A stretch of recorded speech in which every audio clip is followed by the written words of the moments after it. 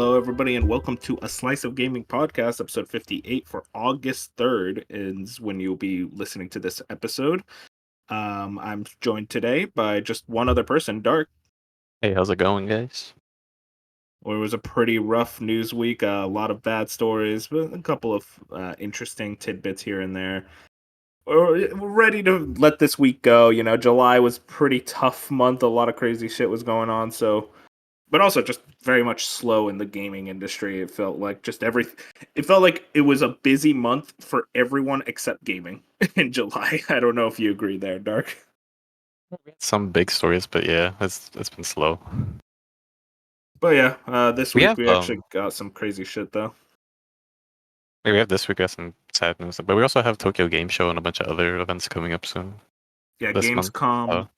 Gamescom is in a couple weeks. TGS is next month. The gaming news cycle should be speeding up soon, so that's gonna be exciting. Anyways, some housekeeping. YouTube, Spotify, Apple Podcasts, wherever pods are caught. Check us out on Twitter at A Slice of Gaming Podcast, or it's just A Slice of Gaming on Twitter. But yeah, let's just get right into the news, which we got to start with something that broke this morning that I am devastated about. Game Informer is shutting down. Then this is the actual, like Wario64 had that, but then the actual Game Informer Twitter account posted this. After 33 thrilling years of bringing you the latest news, reviews, and insights from the ever-evolving world of gaming, it is with heavy heart that we announce the closure of Game Informer. From the early days of pixelated adventures to today's immersive virtual realms, we've been honored to share this incredible journey with you, our loyal readers. While our presses may stop, the passion for gaming that we've cultivated together will continue to live on. Thank you for being a part of our epic quest, and may your own gaming adventures never end. Now, I want you to remember that, because there's something very funny that there's something funny about that message that I'll have to bring up later on. But yeah, this fucking sucks. For me, especially, I was a massive Game Informer fan. I always thought that they were kind of one of the better gaming news websites, and you know, they did the magazine. They were the only real print gaming magazine left around, and they were. It wasn't like they were a small magazine. They always did very well, like financially. So this just came out of fucking nowhere. If you don't know, GameStop owns Game Informer, so you want to talk about the king of bad decisions in the gaming industry. GameStop might actually be number one there. They're definitely up there. I They're, fucking Game Informer's been around for me like my entire fucking life. I would always have the magazines get mailed to my house, or we just pick them up from GameStop. yeah, And it it was was always always nice seeing the nice, because they always get like the fancy covers and the exclusive first looks at times. that And was I what was was gone. It feels exciting. fucking weird. That was what was exciting was that cover story where you would just like what was on the cover that month, and like some months it would be like Hearthstone. Like I don't give a shit, but like I remember it was a big deal when like Days Gone was on the cover for me, and I was excited about that game. I wanted to hear more about it. They have this like fun. They get the exclusive interviews, the exclusive like write ups. They were very entwined within the industry, and to just have the whole company laid off, completely removed out of seemingly nowhere, a 30-year-old institution. They've been around since 1991. It fucking sucks. I loved Game Informer. They were. I I don't think feel like they anyone were. disliked Game Informer. Everybody fucking loved it too. This shit was Yeah, fucking because going nuts. even the people who hate on gaming journalism, and it's like Game Informer was never part of that. Like, oh, bad gaming journalist, all that, because they were extremely unbiased. They just straight up told you what happened in the gaming industry, the news, They're the reviews. recognizable as well too, because of the Exactly. physical prints. Yeah, I exactly. I mean, like remember you go to a store and you see Game Informer magazine. It was a big deal. they would always, another thing, they would always be the ones to like break out the splash image on their covers. So they will get like the image first and be a part of the Game Informer. So I remember like more recently they had the Resident Evil 4 one, and that was like the first time we seen that image of Oh like yeah. they always did that. So but back then they had it for Borderlands 2, all the Call of Duties. That's what I remember them for, always looking at those covers to get me into it, and then I would read it, of course. But it's just sad that they're gone now. Yeah, for real. Do you remember your first Game Informer cover? Oh, nah, there's too many to know remember which one was my What first. I just what was like remember the most memorable? Like other than the RE4 uh, one, as you mentioned. Borderlands 2 was really memorable for me, but they did the Transformers No, Transformers Fall for Cybertron one, and the cover art for that was fantastic, and I just fell in love. That's how I got into the game. It was because of the Game Informer. Dude, And that yeah, yeah, they would get games like stuff like Transformers, not just the mega IP games. Like it was like, oh yeah, there was a smaller month, so we have a smaller game, and like cool stuff like that. I always appreciated about them, and the yeah, art was always insane. they didn't skimp on anything. For me, I think I remember my first cover. I still remember was I was at a GameStop and I saw the magazine there for Uncharted 4 in 2015, and I was so mind blown that there was a video game magazine. I thought magazines were only for like fashion and makeup and shit, stuff I didn't care about. But then I saw a video game magazine with my most anticipated game at that time. I couldn't believe it, so I just immediately grabbed it and went home and started skimming through all the pictures and not actually reading anything. Yeah, I um, used to I do that too sometimes. I was like, I don't care what these people have to say. Let's see the pictures. yeah, for real. I will say it was interesting. I was reading back on some old Game Informer magazines because I still have a good amount of them, and it's like it really hits me just how well organized everything is. Like it never feels like it's just a blob of words. Like they always give you like cool little insights, small interviews, like from side to side. It felt like such a like perfect collage of everything you want to know about a video game for each and every page. And it's fun looking back on these old issues and seeing stuff like learning about like, oh, Facebook buying Oculus in 2014. It's like, damn, I forgot that happened all the way back then. Like interesting gaming news tidbits if you're a nerd for industry shit like that. It wasn't even just gaming too. They would do kind of this like the social sphere of gaming as a whole, because they would have a section. I don't remember what it was called, but they would show like toys and different like accessories and comics and stuff inside the gaming sphere that you can pick up and buy. And it was always cool seeing that. Like it wasn't never that big, this section, keep in mind, but stuff like that was always cool. I do want to mention that apparently Jason Schreier utilized ChatGPT to try to like write a message, and it pretty much was word for word the same. So Wait, this what? like this farewell message, 99% chance it was just utilized ChatGPT. Oh, that's fucked up. Yeah, I'm not shocked that GameStop executives are just genuinely some of the stupidest people in the industry. But yeah, Game Informer would live on. Do you think like maybe they try to pull together to like buy the name back and bring it back, or is it just done for? Ideally, that would be the best case scenario if the writers and everything try to get it from GameStop. Is it going to happen? Probably not. What I suspect will happen is that in a couple of years or so, they'll try to bring it back in a grand way, and it just won't work. Like it'll probably be like all NFTs. digital. It'll probably be all digital, or something about it will be off that it just won't be the same anymore. They probably won't even get the same people back. Kind of similar to what Yeah, no happened with chance. G4, if you know that whole situation where they tried to Oh bring it my back god. and it just did not work whatsoever. But if I know that situation, bro, I lived that situation. I was so excited, and then like I started watching, I was like, this sucks. That's what I think is going to happen. But yeah, rest in peace, Game Informer. God bless you. Moving on to no more sad news. Can you believe it? Destiny creator Bungie, massive layoffs. Just a few months, 1 month after their big expansion that everyone loved, the final shape, and then Their about biggest and best selling expansion, too, by the way. yeah, and a little over close to a year after their first initial layoffs, give or take a couple months. But uh, Jason Schreier has the story. He published his big article about the whole thing. This is a good summary, but just off the cuff, what do you think, Tark, as a Bungie fan? So when the first round of layoffs happened, I was like, shit. But like we started hearing how these big names left. I was like, damn, that sucks. But the Destiny was still doing good. I was like, okay, that'll be all right. Now it's just like Destiny's fucking dead.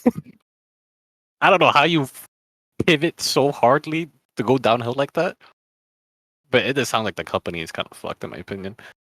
If Marathon doesn't hit, I don't know what's going to happen with this studio. Oh, I mean, everything you're saying is like big stuff that's put into the article. So we'll get right into that, the answers there. But I guess like just from the top, it's like, man, this is so weird to see Sony. Like, I think this is without question the worst acquisition Sony has ever made. And I've been following Sony for a while, but this felt like kind of a panic decision where they saw everyone was being bought up and they wanted to pivot towards live service. So they bought Bungie thinking it was a good idea, and they obviously overspent money on Bungie. And whoever this the CEO, Pete something, I forget his name Oh yeah, we're exactly. gonna get into Pete, That guy's a but fucking idiot. I don't know if I would say it was like a panic decision where they were like, oh, we have to get some. They were trying really hard to get into live service because everybody was chasing the golden goose that is the live service dream, and they were like, let's get Bungie. I was like, okay, and that was the whole plan. And Bungie was just trying to stay alive, but they were going through some shit. They were trying to stay alive. So from my perspective, they were both doing it out of desperation. Sony wanted really badly to get into live service. Bungie just wanted to stay afloat. And when you have these mergers, out of desperation is not what you want. Shit never really works out. Mm-hmm. And this is a prime example of it. Yeah, just not a panic decision, a steadfast, fast decision that they didn't even think about like fully the ramifications of what could happen. But not only that, From what we so hear, the CEO very much oversold his projections to the company because they really wanted to be bought out by Sony. It's just a shit show. this acquisition bit them in the ass too, because we know that they went to Bungie for help on games that Bungie had no part of, like factions. Don't remind me. Why was they part of that? And this probably, I would argue there's a good chance that Bungie was probably part of other decisions going on within the studio as well. They put a lot of faith into Bungie.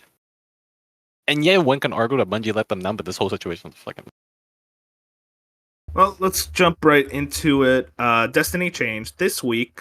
This is Schreier over at Bloomberg. He actually got a big article. This week, Sony Corp Bungie shrunk from 1,300 employees to roughly 850. Bungie, story creator of the Halo franchise and Destiny, said it laid off 220 people Wednesday. Those cuts include several top executives who have been with the company for decades. According to people familiar, the team that were hit hard include audio, narrative, and player support. Social media individuals shared the layoff stories. The company is also hoping to move 155 others to Sony Interactive Entertainment, while a separate group will spin out a new game company within Sony to continue working on incubation project code named Gummy Bears. I love project code names. But so right there, let's stop. Park on this. 155 to Sony Interactive Entertainment, so they're gonna move people from Bungie into the actual SIE fold, and So then that's another group. 700 people at Bungie right now. No, I think. Hang on. Or it's just already done already. The 800. No. So they laid off 220 of the 1,300, so that left around 1,100, and then Okay. And from everything else there, is what Sony did. Okay. yeah. So now Bungie's at 850, and because that includes the layoffs, the people that spun off into the separate group, and the people that moved to SIE. Okay. So it's a confusing thing, but yeah. So the SIE thing, they have people moving into SIE. Not much to say there. Probably a lot of executive talent, more people that can help on the back end at SIE. So not much to say there. But this separate group making a new game within Sony, and it's a new game company. What do you think that is? Like, what are they trying to accomplish there? Most of I mean, people who worked for Bungie for a long time, all they've been doing is multiplayer titles. I mean, yeah, they have some single player campaigns. I would assume it's something multiplayer based Mm-hmm. or the multiplayer aspect of something. But I honestly have no. Maybe they want to step away from sci-fi. So another thing with Bungie, they've been doing sci-fi for a really long time. Maybe this is them trying to do something different, like fantasy or something. I mean, I'd be down for that personally, but also it's like I feel like you stick with sci-fi because you kind of just know what to do there. You're pretty good at it. At the same time, you can argue that like they've only been doing that, and now they have a chance to do something. Maybe they have a chance to do something, but yeah. I just wonder what this incubation project is, and also if it's even gonna like go through and stick around, and they're actually gonna be able to release a game, because it feels like more lately, more than ever, a lot of new companies aren't even given the chance to do something, like to actually release something. Like, do you think this thing's actually gonna go through and we're gonna get this game, whatever it is? I think it depends on the scope of the game. and how much Sony is willing to put up with any issues that may pop up. Yeah, Sony's a weird one. I You feel can like use this team to make a smaller scale game, which is something that Sony does need. that's I my just thing. don't I know think what type of smaller scale games they would make. listen, man, I'm just saying there's a possibility Resistance comes back. That'll be really cool. Honestly, Bungie making a Resistance game that that actually would be kind of sick. I don't know. I look at this whole like spinning out into a whole separate studio. It's like, do you really like? Why is this the decision process here? Like like we'll get into it. They canceled a whole other project within the Destiny core. So it's just weird to say, oh, well, actually, we're gonna make more people get out of Bungie just to work on a whole separate game that's probably not even gonna do that well, despite our people at Bungie not doing too hot either. Well, keep in mind too, Sony just got new leadership, so it could be a part of some type of plan that we don't know about. For all we know, maybe Bungie's working on something Horizon related. Moving into the rest of this, this is the second layoff in less than a year, which was founded for the Revert Game Studio, which was founded in 1991, which another 1991 thing. That's funny. And has created two of the industry's biggest franchises. But ambitious growth and some big misses led Bungie to lose money over the last 2 years, forcing the developer to cut costs, freeze salaries, and shed hundreds of workers. This was kind of something that we were hearing about from like Jeff Grubb and others, that they effectively, when they were Pete Parsons, when he was selling the company, he oversold the company. He was saying like, oh, we're gonna do this, it's gonna be way bigger, and effectively was just trying to do that so they could get acquired by Sony. Sony has outright said they are not doing too hot with Bungie. Bungie is not making these expectations anywhere near them because they were just overselling them. Yeah, Sorry, good. yeah, and at the time too, I remember it was around the time that they got purchased. They just had a really rough expansion. Like the reviews on that was really not the best. And at the time, we were talking about if they were going to get swallowed up right away or not. And then they came off this really big expansion. We thought things were going to turn around. Obviously, that's not the case. Most of the people were critical of Chief Executive Officer Pete Parsons, saying he had failed to take accountability for his own bad bets and that he'd been overly optimistic in his communication with the staff. Some said Parsons and other company leaders spoke of, quote, Bungie magic, a confident mantra similar to ones preached by the other elite video game studios that they can make anything work out, BioWare magic, arcade magic, etc. I've Yet never heard of Bungie magic before.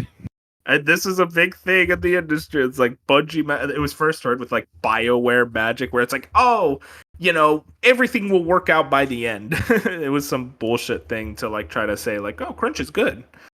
It's some shitty executive bullcrap. So it sounds like. Yeah, I remember it happened with Cyberpunk. It's like CD Projekt Red magic. We made The Witcher 3. It's like, oh my god. Bungie spokesperson did not respond to requests for comments. Trying to figure out the big thing in this article right now. Oh, here we go. An expansion called Lightfall failed to impress fans, while Marathon, an extractor game that was well into development, struggled to coalesce. Meanwhile, the next Destiny 2 expansion called The Final Shape was also floundering and needed time to come together. This was in early 2022. During one grim meeting in late 2023, according to the people familiar, Parsons told staff that the company had missed its revenue targets by 45% and was losing money. Bungie Jesus. delayed The Final Shape and Marathon and subsequently laid off around 100 employees. I mean, that just says a lot right there. The fact that you're gonna miss it by 45%. What were your projections? What were you trying to like pull off there? Funny thing is, too, I don't think this is a Square Enix like situation where the expectations are ridiculously high. I feel like these were normal expectations, and they just didn't hit it. I disagree. I think their expectations were ridiculously high because they were telling Sony about these expectations to try to get bought. So Yeah, I but think keep it in mind, was this is around the they're trying time to where inflate it. that shitty expansion came. Oh, Lightfall. Yeah. I was seeing some stuff about it. It's like apparently Final Shape didn't have that much more players than Lightfall. Oh, damn. So that might add into the fire. I'm not 100% sure. I think it was Jeff Grubb who said that. Feeling pressure from a parent company seeking increased profitability and facing its own set of challenges, Bungie's executives charted a new course. Both Marathon and Destiny 2 received new leadership as Sony's video game unit replaced its CEO and laid off 900 people. Earlier this year, Sony Interactive Entertainment chairman Hiroki Totoki publicly criticized Bungie, saying he wanted to see more, quote, accountability. That says a lot right there when you're like big boss over at Sony's just like, yeah, they fucking suck. They're not doing too hot. And right there about the replacing the CEO. So it very much seems like what we're seeing here, and Jeff Grubb outright said it, is that Herman Hulst basically runs Bungie now. Sony has taken over. They're the ones in charge of Destiny. They're the ones in charge of Bungie, and they're like they put their own people in charge because it's like it's clear you guys can't do it. We're gonna take over. So I that mean, whole from like this, separate studio thing that Bungie always touted themselves as under the acquisition, that's not a thing anymore. They're just a Sony studio now. the stuff that's coming out about Pete, I genuinely, and the situation that Bungie is in themselves just trying to stay alive. Because another situation that could happen, they could have just been like thrown out. Even though it sucks, this I don't see a better like outcome given everything. Yeah, the more I think about it, it's just like maybe Sony will do better as like the leadership. Well, obviously you can't have like an hourglass. We can't, not hourglass. What is it called? Crystal ball. I don't have a crystal ball. I can't see in the future. You know, maybe Sony makes them prosper again. Maybe they make them go down. Who knows? It's just I don't know a better situation than just not having Pete make the decisions over there. Because if you, I don't know if you saw this, the same time he laid off all those people, he bought a vintage car for like millions. Yeah, so the story is that he spent millions of dollars on like over 18 vehicles. I hope he's okay. What does one do with more than two? Like one vehicle is more than enough, but 18 vehicles. He likes those vintage cars. You know, I'm happy for him. What a doofus. Apparently, there was I don't have it on me, but there was a story from somebody that got laid off, and how 2 days before she was fired, he asked her to come look at the vehicles that he the purchased. community manager. Yeah, I saw that. That's insane. It's like 2 days before you're fired. Hey, you want to check out these vehicles? It's like you're gonna fire her. What a shithead. In a blog post announcing the layoffs this week, Parsons acknowledged that the company had grown too much. We were overly ambitious. Our financial safety margins were subsequently exceeded, and we began running it red, he wrote. One of Bungie's big bets, and here's the big thing, was Payback, an incubation project set in the Destiny universe that would shake up the formula in major ways. According to people familiar, it would pivot from a first-person to a third-person perspective and allow players to use the franchise's characters to explore a large world while cooperating, to battle monsters and solve puzzles. The pitch took elements from popular games such as Warframe and Genshin Impact. Although several internet rumors over the last few months have suggested that Payback would be a sequel to Destiny 2, it was a significant departure from the previous two games, according to people familiar, and would have been more perceived as a spin-off. But 2 months ago, Bungie canceled Payback to prioritize games that were more imminent, moving the bulk of its team to Marathon, which is targeting its release in 2025. So Payback is this big game that apparently was canceled. I'll ask you now, Dark. Do you think it's kind of a mistake for them to not even have a Destiny 3 even thought about right now? I mean, I'm sure that they thought about it, but But like to have a team working on it. the thing with Destiny 3, because this is a weird situation. But if you notice, like what happened with Destiny 2, it was really rough. Like Destiny 2, it flopped horrendously when it first came out, and they spent a really long time trying to get it up and running to the point where it is now, where it's a functional game. So I think that part of me feels like they were scared of doing a D3 in case of a situation like that happened again. Yeah, it's just like kind of a worry about like if they can launch a D3 with enough content to satisfy the hardcore Destiny fans, while also like making it accessible enough for new people to get in. Because right now, Destiny is impossible to get into. Like the campaign that came out in 2017, you can't even play that anymore, which is the most insane thing to me. Right? Yeah, it's pretty Not believe it. bizarre what they got going on with Destiny. It feels like a game that just caters to the hardcore and no one else really. Which I mean, like I guess that's fair for an MMO, but like you're not even trying to get new people in, so I don't know what you're expecting, I guess. Especially with how good Final Shape apparently was. It's like, man, a lot of people would love to play that, but they literally can't because it's impossible to get into this game. Apparently, they just like fill you in on with cutscenes or like what happened in the previous expansions that you can't play. That's so dumb. Moving into it seems like, oh, hang on. It seems like they're putting a lot of their like manpower and expectations into Marathon. And Jeff Webb was talking about this last night on his podcast, and that if Marathon doesn't hit, I the Bungie might be in even more dire straits than we could even imagine, arguably close to a company closure. Do you think? What do you think about Marathon? Like, is this enough of a game to like really get him back into the spotlight? Because an extraction shooter, like, there's only one that's doing well, and that's Tarkov. So I don't know what that looks like. We really got to see what this game looks like. Like, it gotta be lightning in a bottle for this to really like pop off. And this is not me hating a marathon or anything. This is just the situation that it's in and the niche genre that it's in as well. They have to really put out something really unique or super solid. Feature complete on day one for it to stand out. Some extra things here. Some stuff said they're optimistic about the vision for Destiny 2 under new director Tyson Green. In the coming months, the people said Bungie will look to retain and attract players with smaller scale content drops modeled after Into the Light, a well-received update in April that added a new mode into the game. Rather than selling this content, they said Bungie will aim to release it for free along with overhauls to activities that hopes will appeal to hardcore players. Other vague plans for the future include a storyline that will feature characters and worlds that Destiny has not yet explored.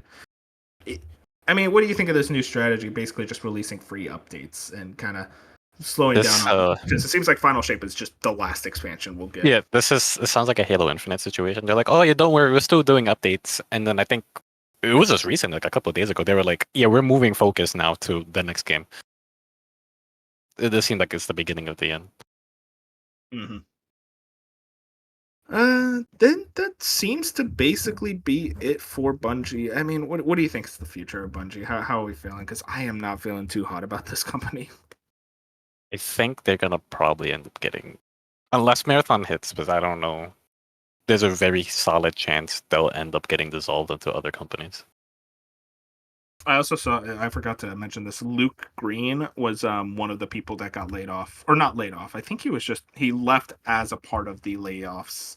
Yeah, like, I've seen of his own they accord. lost a lot of the really big people that they've had. And So, from what I'm hearing in the community, that without him, Destiny's gonna go down pretty quickly.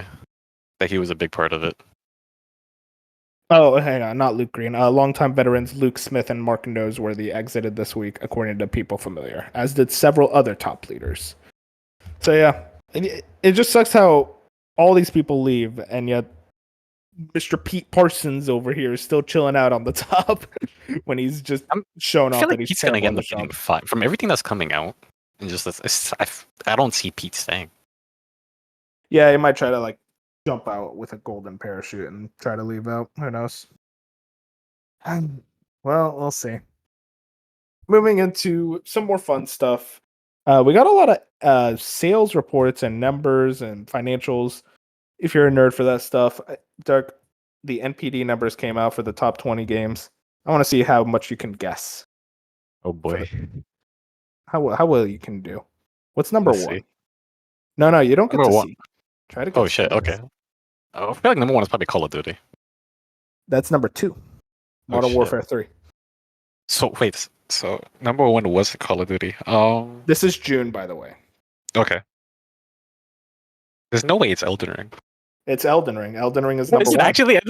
Yeah, Oh, I mean, shit. a massive expansion came out, and Kai Cenat, the biggest streamer in the world, was playing it. So That's fair. That's yeah, the expansion was really good. I thought it was gonna be like underneath Call of Duty, but yeah, that's pretty cool.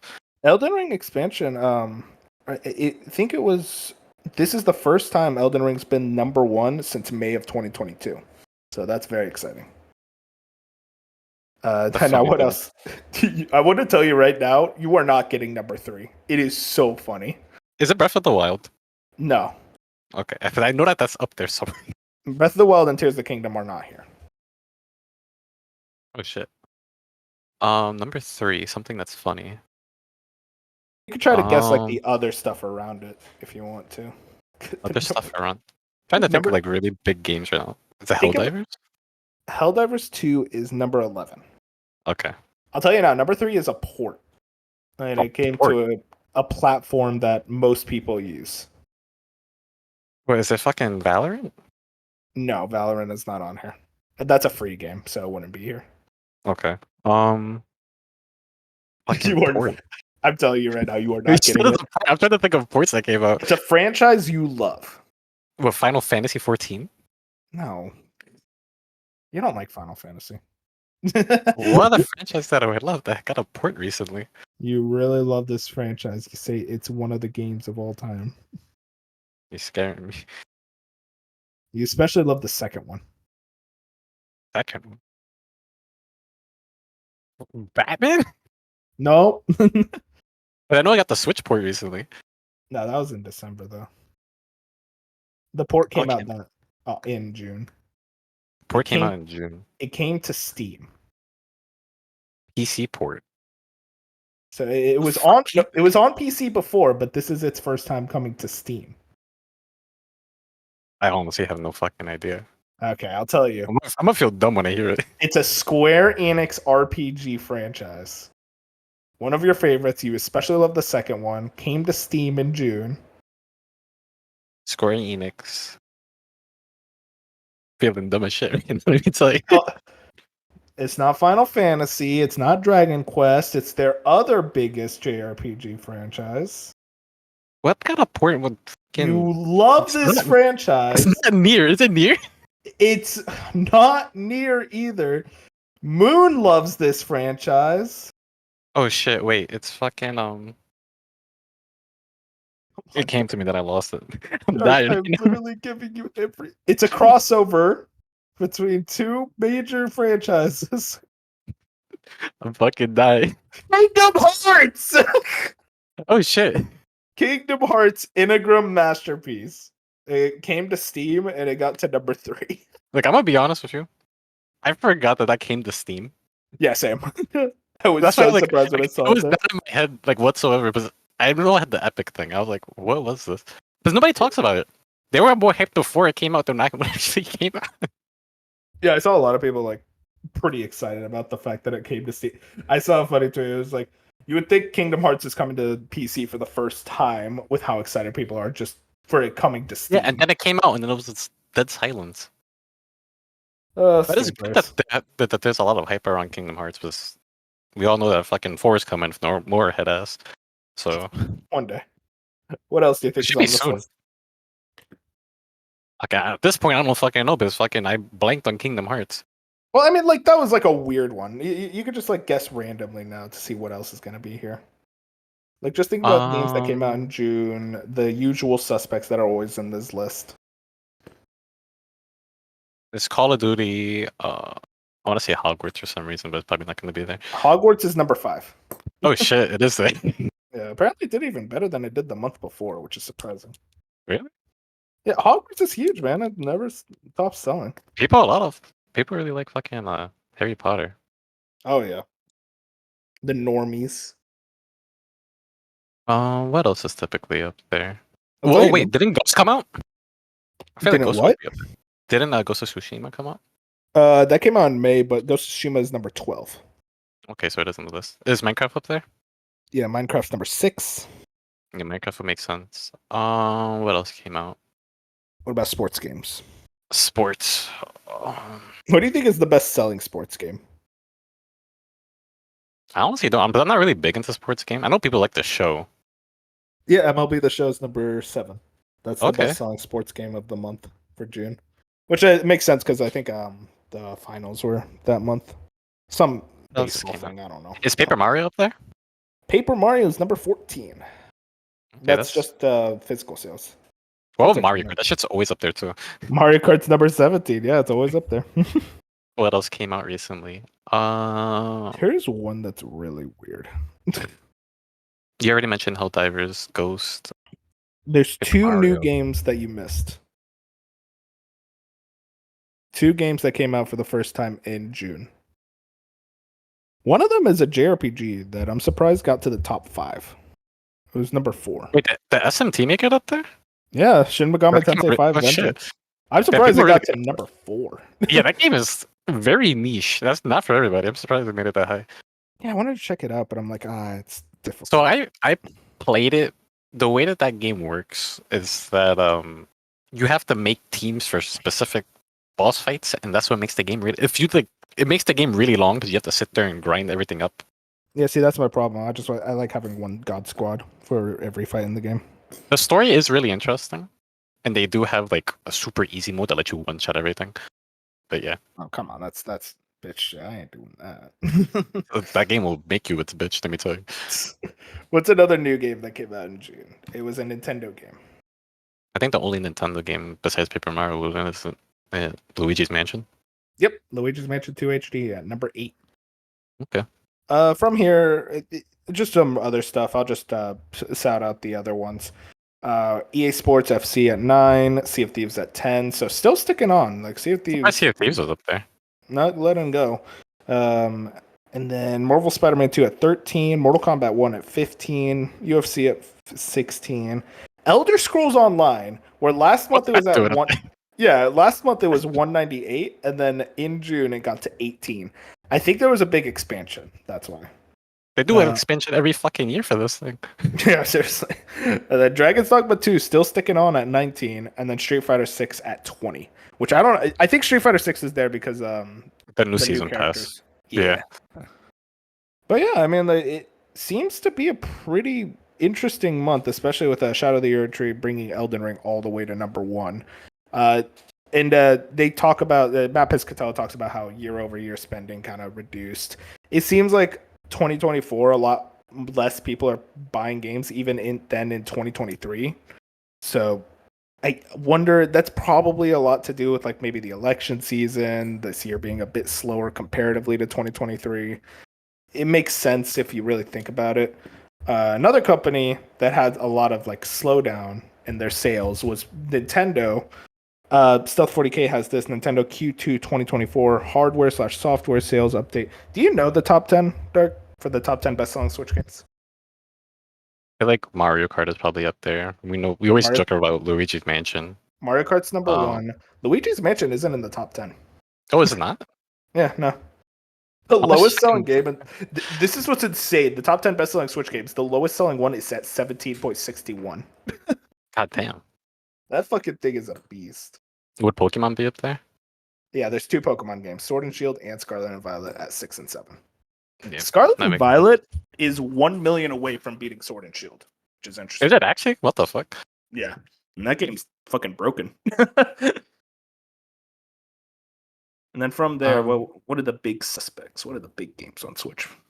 I feel like, but I remember people were like, this is why I mentioned Breath of the Wild. I know Breath of the Wild's on the list and it sold more than Tears of the Kingdom. Yeah, Breath of the Wild is at 32.05. Tears of the Kingdom is at 20.80. And the funny thing is that Breath of the Wild sold more in this quarter than Tears of the Kingdom did, which is fascinating. I think that just comes down to Breath of the Wild is the easier pickup for a new person, and Tears of the Kingdom, everyone who wanted to buy that game bought that game already. Yep. This is just for 2024, right? This is the quarter. This is Q2. Okay. Are you talking about like this top 10 is for all time? Like for all time? Oh, yeah, probably Mario Party be up there. Yeah, Super Mario Party, the bad one, is at 20. Mario Odyssey is up there too. Mario Odyssey's at 28.21, so that's number 5. What am I missing? Oh, Animal Crossing gotta be up there too. Yeah, that shit's Animal Crossing at number 2 at 45.85. Oh, damn. 45. Wouldn't Smash Bros be up there too? Yeah, Smash is number 3 at 34.66. Should be number 1. Am I missing something? Or you're just missing number 10, which you're not gonna get. It's New Super Mario Brothers U Deluxe. Yeah, I was not guessing that. How much do you think the Switch has sold in total now? I know it sold a lot. Is it over 120? Way over. 50? No, not 150. No, too much. 140. Little over 140. 142. 143.42. You're so close, man. Okay, how about Paper Mario: The Thousand Year Door remake? What do you think it's at right now?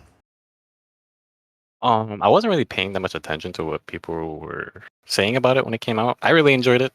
I know it probably sold over 1 million. Yeah, it sold over 1 million. 1.5? 1.76 million. Oh, shit. Yeah, so pretty good for 2 months on the market. And then Luigi's Mansion 2 HD is also here. We saw that it was so this is recorded sales for I think it was April to June. So it was only on sale for 4 days, and it has sold 1.19 million.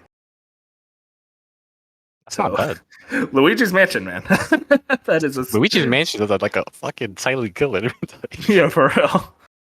Stealth 40K also has there is no mention of Switch's successor in the Nintendo earnings presentation. Nintendo had a profitable quarter, but it doesn't compare to last year when they launched The Legend of Zelda Tears of the Kingdom. Not surprising, Tears of the Kingdom was definitely a big boosted to their sales. It seems like they actually say hardware and software sales were down compared to the same quarter last year. But again, a lot of this has to do with no heavy hitter like Tears of the Kingdom. Considering Switch is in its 8th year, Nintendo noted that they feel sales are stable. So, I mean, this kind of comes down to the fact that right now the Switch 2 is on the horizon, most likely next year. And we're kind of in this like waiting period in between like the Switch and the Switch 2. So you're going to see a lot less Switches sell. And Nintendo fully expected that. They kind of put that into the predictions. But they also are still predicting that they're going to hit the 150 million Switches by the end of this year. Do you think they hit that? Do you think the Switch becomes the best selling game console of all time? Because right I now I think definitely it's see PS2. the potential of hitting the number one best-selling console of all time, to be honest. And we also know they're gonna have a really big end of the year too with everything that they get. And also they're probably gonna hit us with another direct soon, if I'm being honest. Mm-hmm. So I can see them doing it. Yeah, But oh no, I mean they already said that they're gonna be showing off the Switch too soon. I was about to say like, do you feel like they're gonna show it off? But yeah, they confirmed it. yeah. I think I want to say it's going to be in October. I feel like that's when Most we're likely. going to actually see the Do you trailer. still think it's early next year, or I think it's March. Yeah, I think we're gonna get it early in the year because it was supposed to come out this year and then it got delayed because of software, which most likely just means like the 3D Mario game wasn't ready and they just need a couple more months to polish it. let me tell you, when the Switch drops, it's that Donkey Kong Day One experience. I swear to. I'll be there. Ah! You're still fucking pulling this shit out of your ass. I believe. I want a new There's Donkey a Kong reason game, by why the way. Donkey Kong fucking country is getting the random remaster when that shit, nobody asked for that. Hey, I want to tell you who was asking for that. The fact that Donkey Kong Country Returns sold like 10 million on Wii. That's why. That's why they're like, oh yeah, maybe we should. They're I, I setting people up for a new Donkey Kong. I'm telling you. I want a new Donkey Kong, but not at the expense of a 3D Mario. That's it. That's all I'd say. Which I mean, listen, I think What if it's a Mario and Donkey Kong game? But not like that I the didn't say. actual Mario Donkey Kong series, but it's like a game with both Mario and Donkey Kong in it. Yeah, no, I'm down for that. Like a 3D Mario game where you play as Donkey Kong too. Yeah. I'm in. That moving into the other big company, Xbox. They have their quarter four financial year 2024 financial Didn't results. everything be like really up? Yeah, there were some interesting things here. So gaming revenue up plus 44%. This is Shinobi, by the way. Bolstered by Activision, which added percent. Apparently, revenue would have been down minus 4% if the company hadn't acquired ABK. But the fact is, gaming revenue up 44%. That Activision Blizzard money really coming in clutch. What Call of Duty does to a motherfucker? Yeah, really. Content and services revenue were up 61%, with Activision having contributed to the majority, 58%. Xbox hardware revenue down 42%. That Let me talk about this real quick. massive. Yeah, not that many people are buying Xboxes. But another thing, Xbox loves their controllers, right? They love doing these fancy controllers with like, if you, I don't know if you've seen it. You've seen the booty controller that they made for Deadpool Wolverine. Dude, Absolutely fantastic controller that they do not sell. It's everything is tied to a fucking sweepstakes. They do a lot of like anime collabs and collabs with all types of different like things, and they make some really cool shit at times that you can never buy, and then you wonder why their hardware sells it. Yeah, it just seems like less and less people are interested in buying an Xbox. I do think I didn't add it into the doc, but EA Sports College Football did really well, and it seems to be like getting people to buy next gen consoles. So I think by the next quarter we're actually going to maybe see hardware go up because of that game single handedly. But who knows? We'll see. It Also, is potentially see interesting. it go up once like the onslaught of, because we know that Xbox has a really big slate of games that are about to drop soon. It could Yeah. potentially go up with that too. Yeah, it also just seems like they're moving more and more away from hardware as their big focus. So Yep. 42% is such a big number when you look at it. Total Microsoft revenue for the quarter is $64.7 billion. Net income profit, $22 billion. Hey, Dark, do you think you'll ever see $64 billion in your life? Imagine like I want people to picture this. Imagine walking into a room and seeing $64 billion. Like, I don't think most people can even imagine this. This is like numbers that like we shouldn't even be looking at right now. That could honestly fill up a house. Like Even more than that. Yeah, seriously, that's insane. But yeah, Xbox seems to have a interesting financial quarter, all things considered. Moving I mean, into sorry, go ahead. I mean, yeah, after that massive acquisition, you just gotta see the numbers rise tremendously. Mm-hmm. Moving into our next story. This is a funny one. The Olympics has moved on from Mario and Sonic. Ash Parrish has this. For almost 20 years, Nintendo and Sega have released Mario and Sonic at the Olympic Games to coincide with the international sporting events. But now, according to a report in Eurogamer, the tradition is at its end. In 2020, the IOC made the decision to not renew the game's licensing deal, ending a run of games that's covered most summer and winter Olympic games since 2007. Quote, basically, the IOC wanted to bring back the licensing to themselves internally and look at other parties so that they could get more money.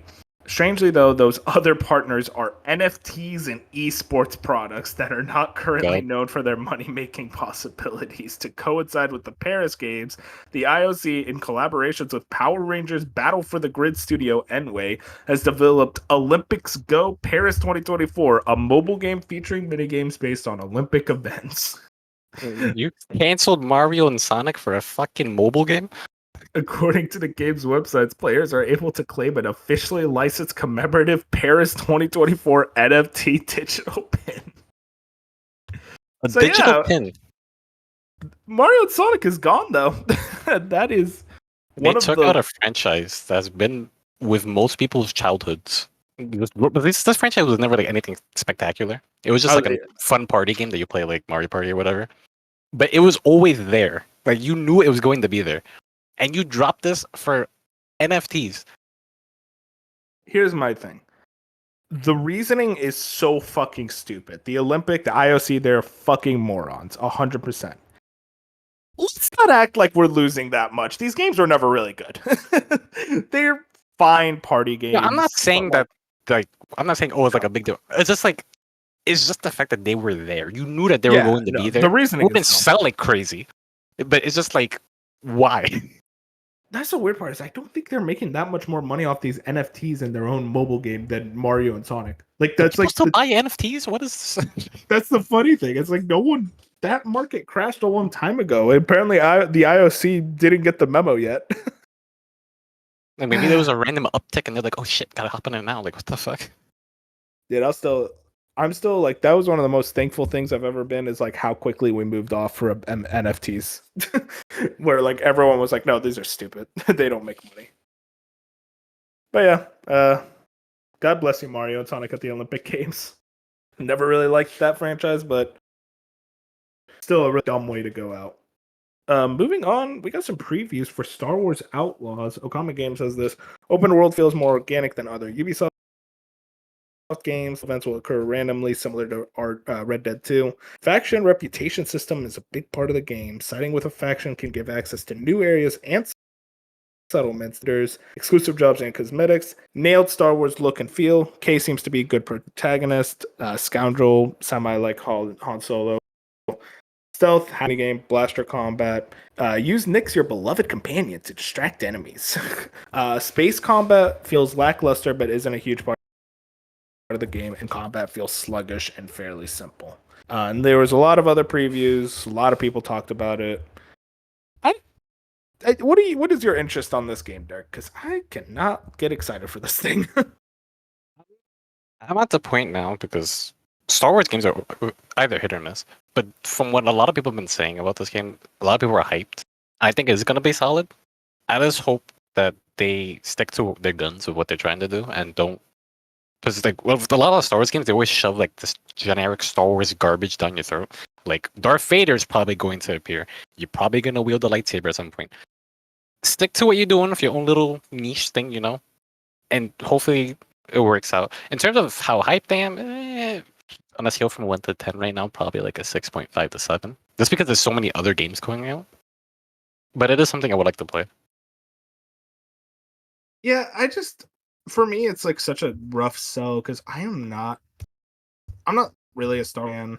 and I also don't really like Ubisoft, and like I'm a little open world and the blaster combat just doesn't look very good. So it's like, man, I'm kind of like 0 for 10 with this game Same right for you, now. bro. Yeah, no, I'm happy with skipping out on this one. I hope it's good. I hope that it can fulfill people's Star Wars I don't think fantasies it'll of be being bad. yeah, I think it's just gonna come out in 80, around that range. People will be like, yeah, it's good. It's fun for what it is, but it's funny seeing like the absolute. There are people that are so weird about this game and they want it to fail and they think it's gonna be the worst game ever. This YouTuber called G-Man Lives had a positive preview on the game and said, "Oh wow, I actually really enjoyed my time playing the game." And people got mad at him for being positive about it. It's I love you, man. ridiculous. Yeah, no, he's great. It's just silly that like we're gonna get this weird level of vitriol. It's like, guys, just don't play it. You know, I don't. this is just this. It's because of Star Wars. Star Wars fans are kind of like rabid animals. You're not gonna please everybody. Yeah, exactly. It's just how the nature of things. And Star Wars fans are very vocal. Mm-hmm. I think it'll still be good regardless. I hope so. Moving into our last story, Avowed. Tom Warren reports that Avowed is getting a slight delay to early 2025. Avowed is in good shape. This is more of a matter of wanting to give the game breathing room outside of a very busy period for Xbox Game Pass. This kind of sounds a lot like what's it called? How Nintendo, they very commonly hold game releases and wait until there's a empty spot to release their game. I think Xbox is starting to reach this now. They're reaching a cadence of This releasing could be games why. where they have too much, so they need to like delay stuff just to like have some space for it. I wonder if this is why they didn't give this game and a bunch of others like a release date for the possibility of this happening. But if this is the case, and this is being generous, if this is the case, why not just be like, hey, we're not really, why not just be open and vocal about it? Mm-hmm. I don't think people would have cared given how much shit Xbox has coming. So Yeah, I just think it's like this is kind of a case where like you have Black Ops 6 Flight Simulator, Indiana Indy Jones most likely. still. I don't think Indy is skipping this year, to be honest. Yeah, no, Indy's probably gonna make it this year. There's a lot of other stuff to the point where like Avowed missing out is a weird thing. I think you could still like fit it into this year personally. That's Yeah, I me. think you could fit in it too, but if you look at it from the next perspective too, you can make it so Doom and Avowed come out next year, and then they have a strong start to next year. Yeah, fair. We'll see. We don't even know if this is 100% true. This is Just Tom like a rumor Warren's going report. around. Yeah, but Tom Warren's pretty good about this stuff. Are you hyped for I Avowed? gotta be honest. I'm glad you said it. No, not at all. Bob, this is not for you, but this Listen, Bob, I'm sorry. I'm gonna be directly to you. completely. This game is not for me, man. Like I'm I'm gonna gonna play be- it once and forget about it. I'm gonna be completely honest and true to my heart with this statement. People are only excited about this game because it's Obsidian. Nothing about this game, like what it's shown off, actually looks that interesting. But they see the Obsidian name and it's like, well, Obsidian's usually really good about this stuff. Like, okay. I think it's that too, alongside like, game? just decent fantasy like junk food. Yeah, no, You it know? lust cool, I guess, but it's also like I haven't seen anything it's such a memorable or competitive that's gonna like genre. stick out. Yeah, no, it's. I don't know. I want it to be good. I hope I play it and I love it. But I think it will be good. I'm not gonna. I don't think it'll be bad or broken. Given, especially if the delay is true, I don't think it'll be broken or have any bugs on it. I just don't think it'll be memorable. The people are like, oh yeah, I really liked about. They gotta talk about this for like a week at most. Unless the game is like terrible. If it's coming out in 2025, it's gonna get buried. I'll tell you that right now. No one's gonna talk about it. I'll just say that If it right now. comes out That cure is anywhere way close too. to Doom, it's like the conversation around it is not gonna. It's not gonna work. Yeah. But yeah.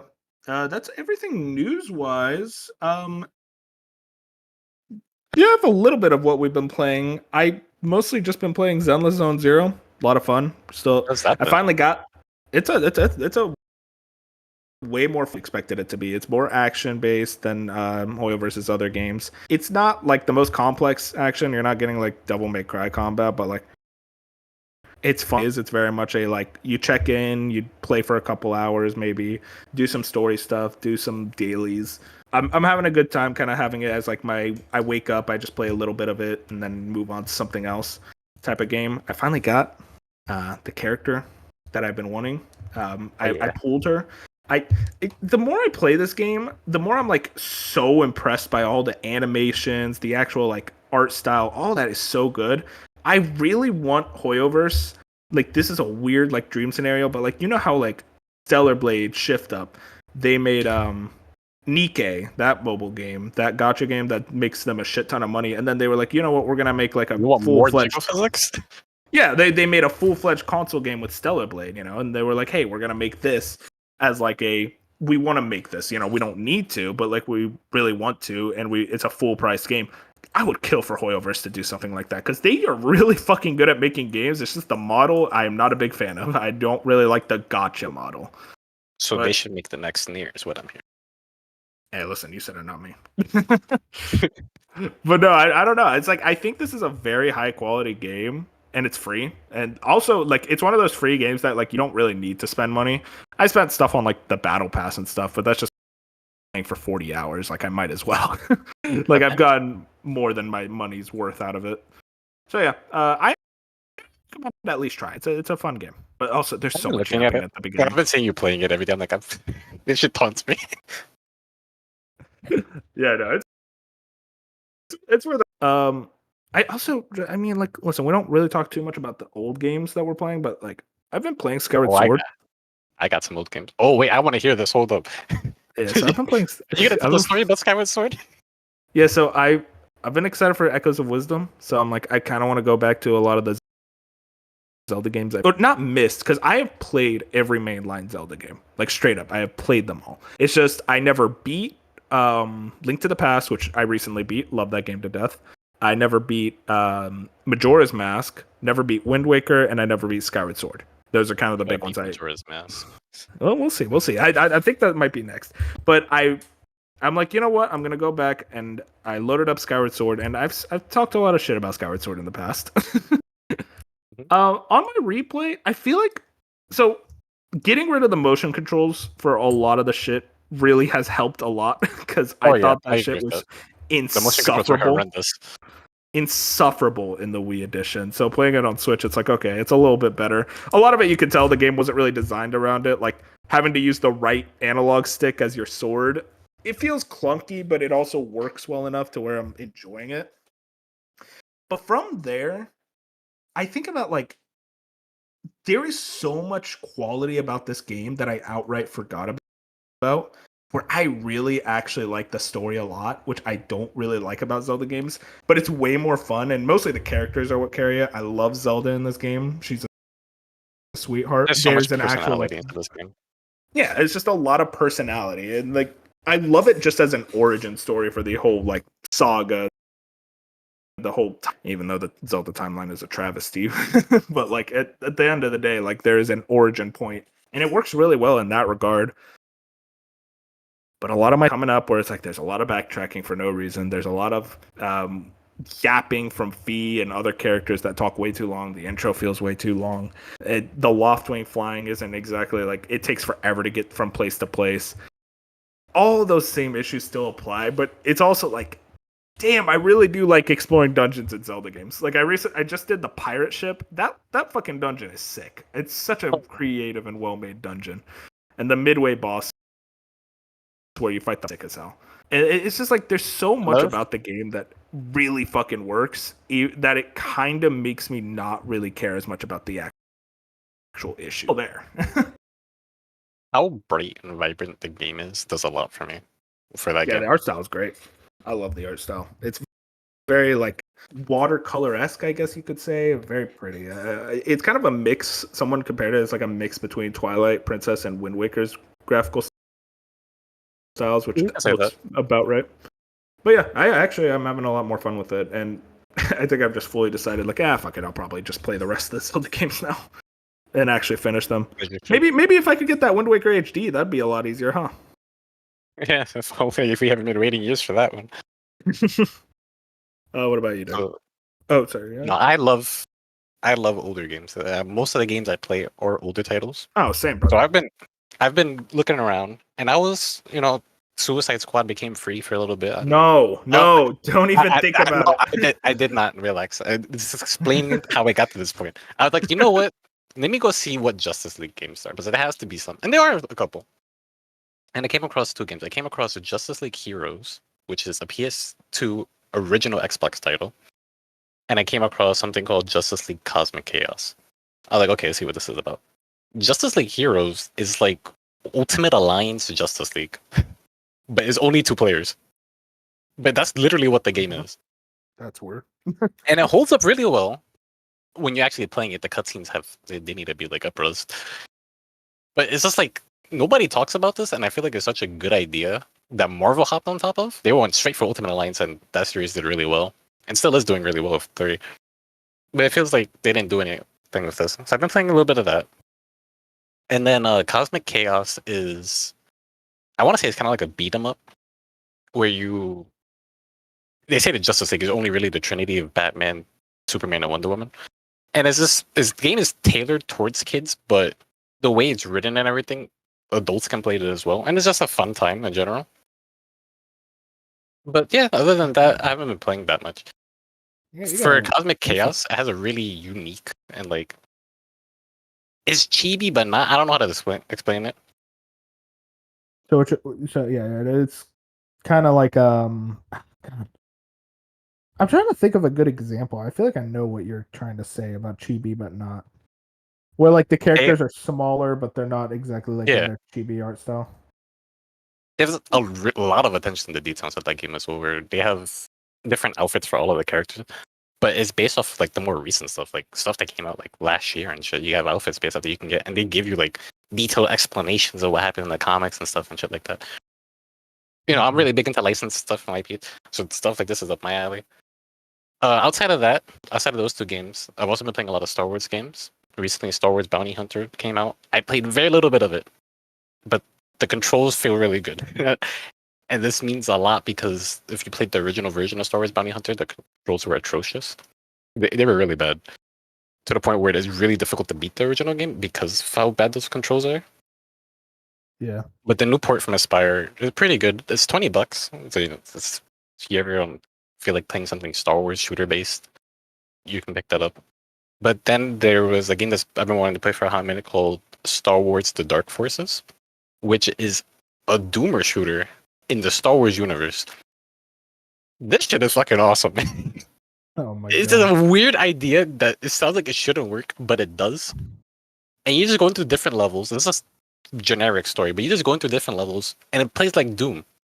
We have Star Wars weapons, you're fighting stormtroopers and different shit at the lake. I feel like more companies should be doing things like this. No, I love boomer shooters. You try out Bolt Gun? Yeah, I love Bolt Gun. Yeah, no, stuff like that is the best. Like, it's just goofy, fun first-person shooters, a lot similar to Doom, like the original one. They're kind of not a dying breed, but they basically became like a indie Very staple. niche. Yeah, it's an indie staple. That's something that like you're gonna get like $10 and you have a punch. You're gonna have a ton of fun with it, but you're not getting like a AAA companies to do it, which is fine. You don't need them to.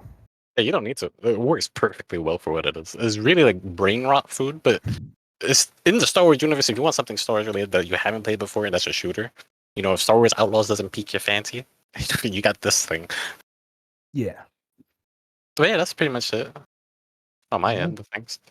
That's good to hear. I'm pretty much done with what I've been playing. I think we're ready to head out of here, Dark. Thank you so much for joining me. Very fun episode, even despite the very negative news. But you know, we got some good shit near the end to talk about. Mm-hmm. If you guys want to check us out, YouTube, Spotify, Apple Podcasts, like the podcast, we're growing. Any type of support will help us out. Check us out on Twitter. But yeah, that's about it. Thank you guys so much for joining us. We'll see you next week. Good night, Guys.